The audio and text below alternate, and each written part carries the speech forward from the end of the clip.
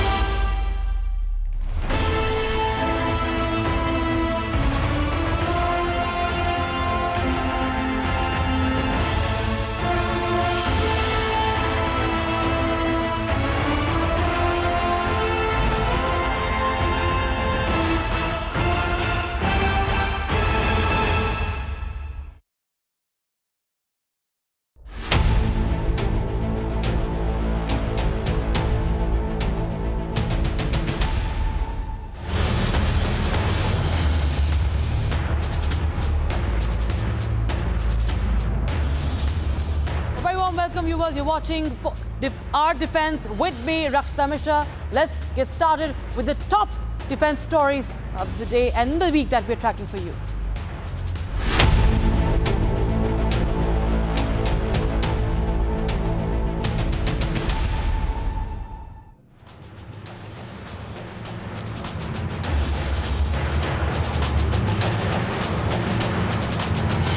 The conduct of Exercise Trishul is nearing its end on the 10th of November, but a direct impact of Operation Sindoor has been that the armed forces have moved from isolated bite-sized strikes to sustained multi-domain readiness. And this new posture is visible in a spate of large overlapping exercises and the NOTAMs, of course, that have been issued in this regard across India's strategic frontiers. Operation Sindoor, ladies and gentlemen, may sharpen the planning, the jointness and the rapid response routines that the services are now exercising at this scale, in fact. From the western seaboard to the high pass passes and the Chicken's Neck too. India, through Exercise Trishul, has seen rehearsing a full spectrum war fighting playbook. The scale is telling. Multiple commands of the Army and the Air Force and all three naval commands have been looped into what seems more than war gaming. The might of the Trishul as India flexes military might. Take a look.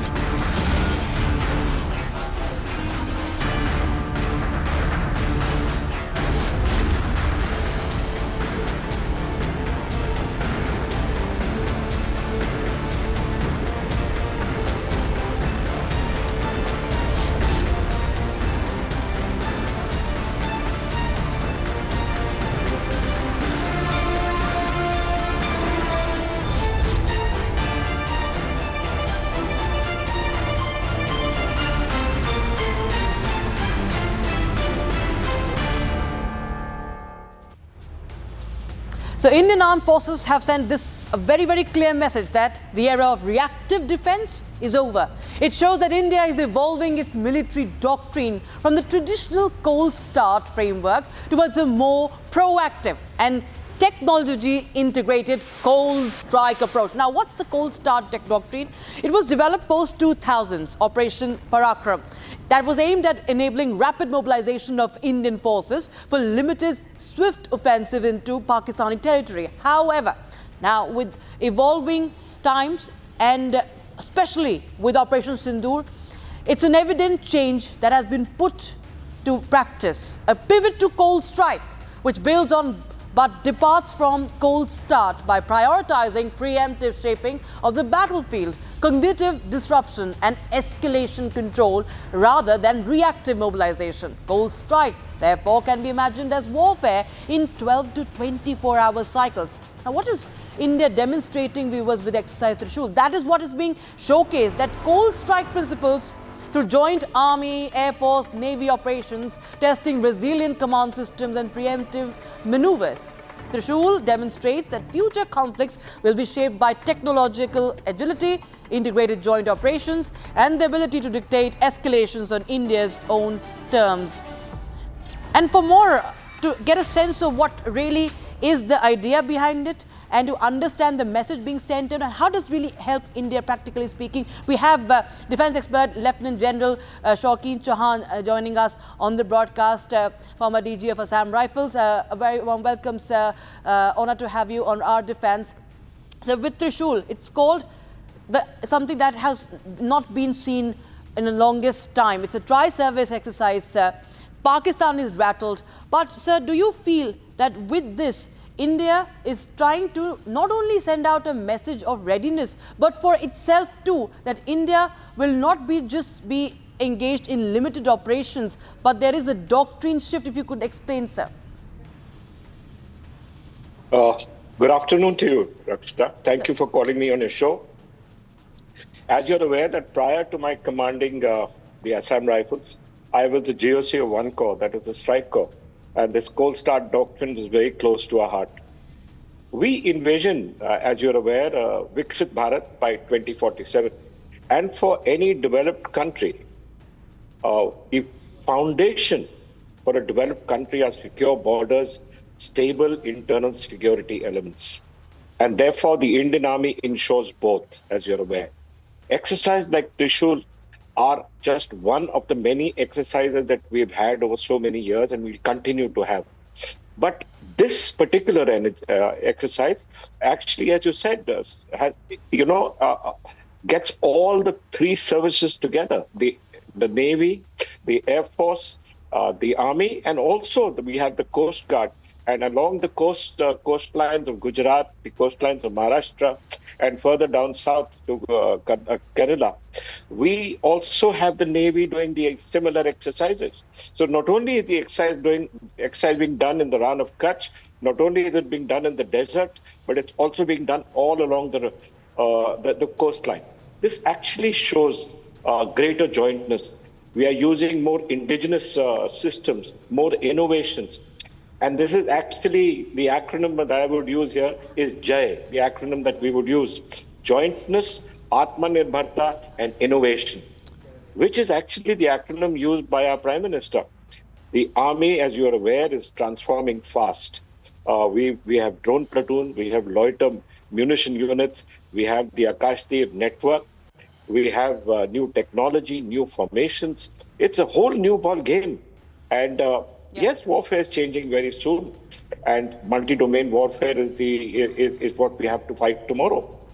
So that's change that's taking place, Rakshita, Right. and it will continue to happen. We will continue to evolve, and as we take this further and further, the jointness between the Indian Armed Forces, the Air Force, the Navy, the Army, and the Coast Guard will become even better. Right, sir. General Chauhan, just stay on with us because it's another big development that has happened is in the northeast now, Indian Air Force is expected to conduct large-scale drills, and the NOTAM has been extended for the same by Air Force. From 13th to 20th of December, mega drills are expected as far as the Air Force is concerned. And in fact, we was nearly all frontline fighter jets, including the Sukhoi 30, Mach 1, Rafale, Mirage 2000, along with air defense units and integrated surveillance grids will be participating over there. And a NOTAM has been issued, as I just told you, across the northeastern airspace to ensure civilian air traffic safety, viewers. And of course, we also will talk about Purvi Prachand Prahar. That is the exercise, the tri-service exercise that is going to take place in the northeast region with focus on Arunachal Pradesh. A big message to China, by the way, viewers. Let us just show you what really is this NOTAM, this exercise about, viewers. Now, Air Force, this is the region where this is a Siliguri corridor. The Siliguri corridor, the Chicken's Neck, is very, very strategically important. And we've seen how Bangladesh has been trying to provoke along with Pakistan when it comes to this corridor. So the airspace reservation for this exercise, Air Force exercise from 13 to 20th November is active for certain hours here. This is the region, this Sikkim region and the Chicken's Neck. And airspace reservation for exercise 17 to 19th of November.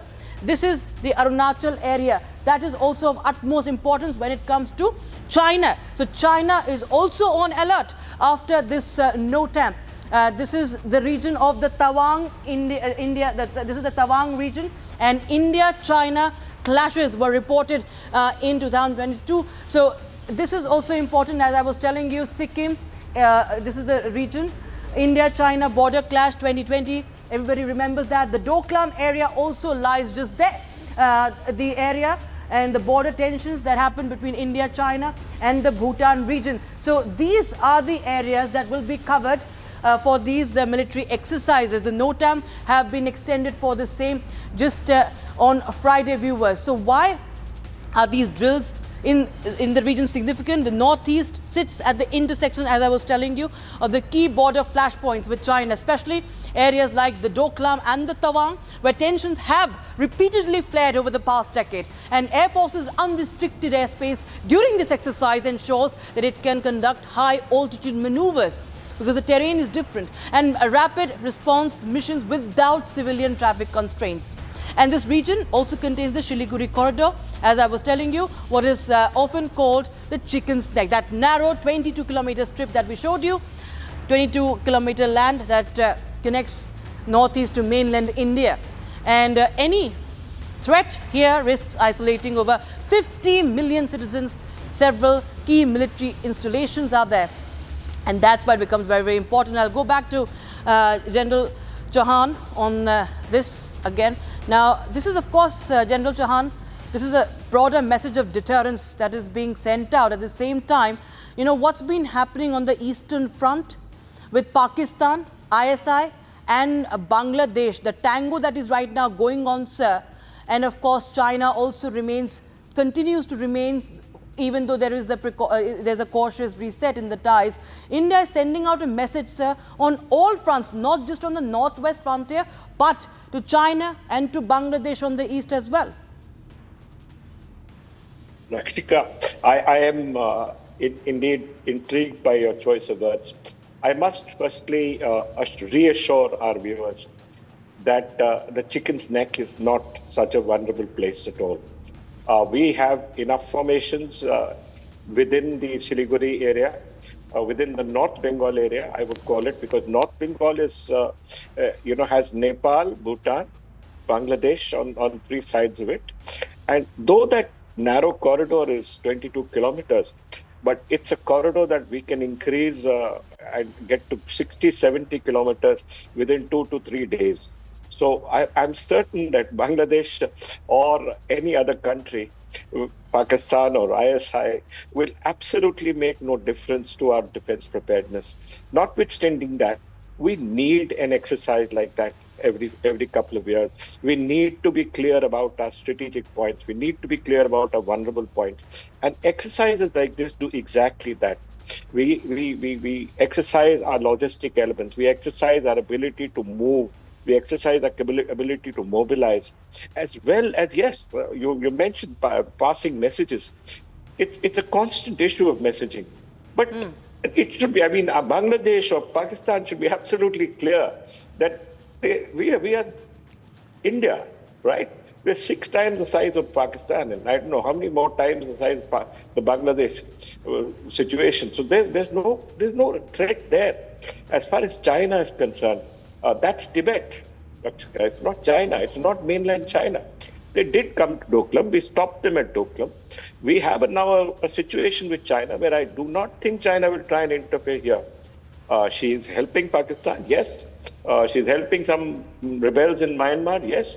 But beyond that, in the northeast, we haven't seen any indication of China doing anything.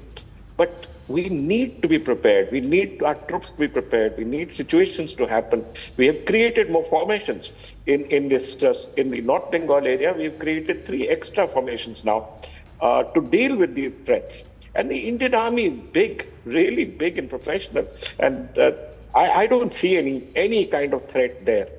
And like I said, Rakshita, if Pakistan or Bangladesh imagine that they have the chicken's neck, or they can threaten our chicken's neck, let me tell them that we can take it away from them within 2 days.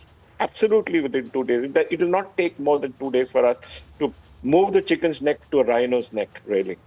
So let them be warned about that. Over to you. Shaukin Jahan, many thanks for joining us on the broadcast with your insights into this story that we are tracking on our defense. All right, viewers, now it's a major push for defense and Atmanirbharta also, especially how India is positioning itself as a defense exporter and a production and defense manufacturing, viewers. It's an important breakthrough now. There are 2 deals we're going to talk about. India-Armenia and India-Indonesia. Now, there is a major package of MOUs that is estimated to be between $3.5 to $4 billion between India and Armenia that could be signed soon. These agreements expected to cover a full spectrum upgrade of Armenia's military capability, including air defense systems, long-range artillery missiles and battlefield support platforms. Now, at the center of it all is India's Akash next generation air defense platform. Remember, that played a very important part. Akash missiles, remember, played an important part in Operation Sindoor, and Armenia is eyeing that. The Pinaka multi-barrel rocket launcher as well, and even possibilities of co-production of BrahMos cruise missile. That's of course not the key part, but what it really means for both nations. Armenia has quietly repositioned itself as India's top defense buyer, a pivot that began after Yerevan posted its first defense attaché in New Delhi in May 2023. For India, this aligns with the larger Atmanirbhar Bharat trajectory, where the country transitions from being a major defense importer to a significant defense exporter. And in what other ways is this potential deal significant, viewers? India's defense partnerships with Armenia will also serve as a strategic counterweight to increasingly cohesive Turkey-Pakistan axis, which has evolved into a trilateral threat alongside Azerbaijan, remember, that directly undermines New Delhi's regional interests across the Eurasian plate, across Eurasia and South Asia. And this axis, solidified through decades of military collaboration, has escalated tensions. For Armenia, long isolated by closed borders with Turkey and Azerbaijan, these Indian deals offer not just diversification from Russian supply chain, but a lifeline of indigenous battle-tested systems. From India's vantage point, arming Armenia, one of its top defense export destinations, translates into multifaceted geopolitical leverage. It indirectly tests Indian hardware against enemy alliances, all while fueling the Make in India push towards a $26 billion defense industrial base. This alignment, far from mere commerce, is about a balancing act between economy and military. And also, viewers, another big defense deal, export agreement with Indonesia for the BrahMos supersonic cruise missile is in the works. Now, the deal, which has been under negotiation for several months, is awaiting a final clearance from Russia, which jointly developed the BrahMos with India. And once that approval is secured, New Delhi and Jakarta are expected to move quickly to sign the pact, marking one of India's most significant weapons exports to Southeast Asian nation. And Indonesia has been looking to strengthen its coastal defense posture amid rising tensions in the South China Sea and increased military presence by China in the region that, of course, India also aims to counter. For Indonesia, BrahMos offers a fast reaction, precision strike capability to protect critical maritime zones and strategic islands.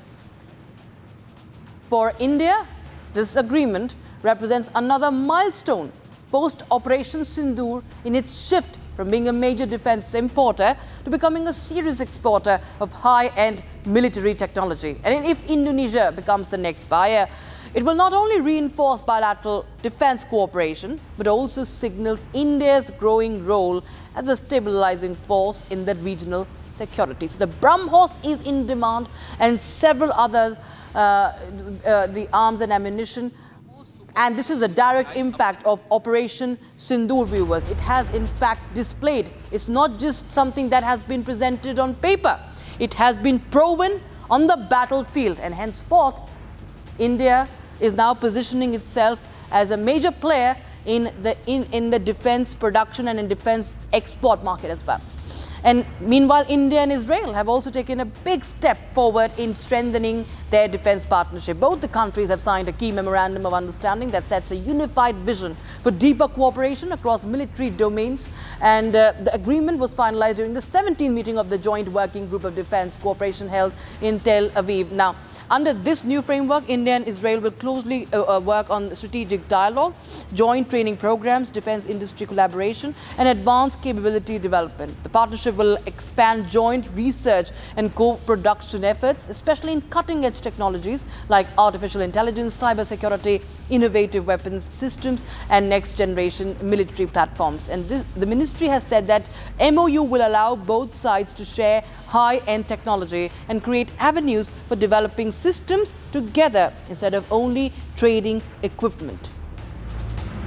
All right, now shifting focus to more boost, in a major boost for Indian Navy, viewers. The INS Ikshak has now been commissioned. It means the guide, and it is the third Indian-built survey ship in the Navy's SVL class. It was commissioned on 6th of November at Kochi by Chief of Naval Staff Admiral Dinesh Tripathi, and the ship can sail 6,500 nautical miles at 16 knots, having space for 231 crew, including the women officers. It's armed with a CRN-91 gun for defense. Ikshak maps the ocean floor up to 11,000 meters deep using advanced tools like multi-beam echo sounders, underwater drones, and survey boats. This helps safe navigation, submarine operations, and finding sea minerals. It can also act as a hospital ship during disasters with X-ray, ultrasound, a blood bank, and emergency surgery facilities.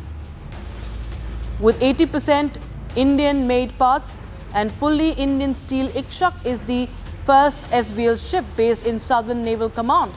It joins now INS Sandhayak and INS Nirdeshak, making India's seas safer and better understood. And more importantly, it strengthens India's control over its vast maritime zone, supports strategic operations in Indian Ocean, and boosts national security and economic interests by mapping resources and ensuring safe sea lanes. So let's just make you understand why is INS Ikshak important. What is the significance of it? First of all, it is the new guide. It is the eyes of the Navy in the seas. Hydrographic surveys for high precision seabed mapping, and also it supports submarine deployment and anti-submarine mission planning as well. It can convert to a medical support role, as I just told you, for humanitarian missions as well. And you have seen that Indian Navy has been at the forefront of such missions and has been internationally recognized for it also. Helicopter deck also present on board, armed with the CRN-91 for self-defense as well.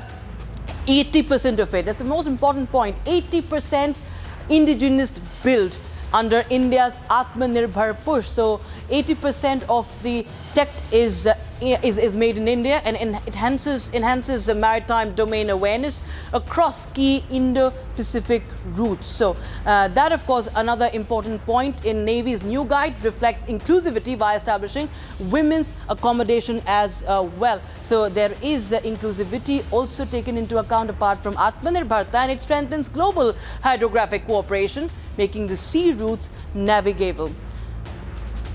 So this is the visual when it was commissioned, and this is the INS Ikshak was a game changer in the seas.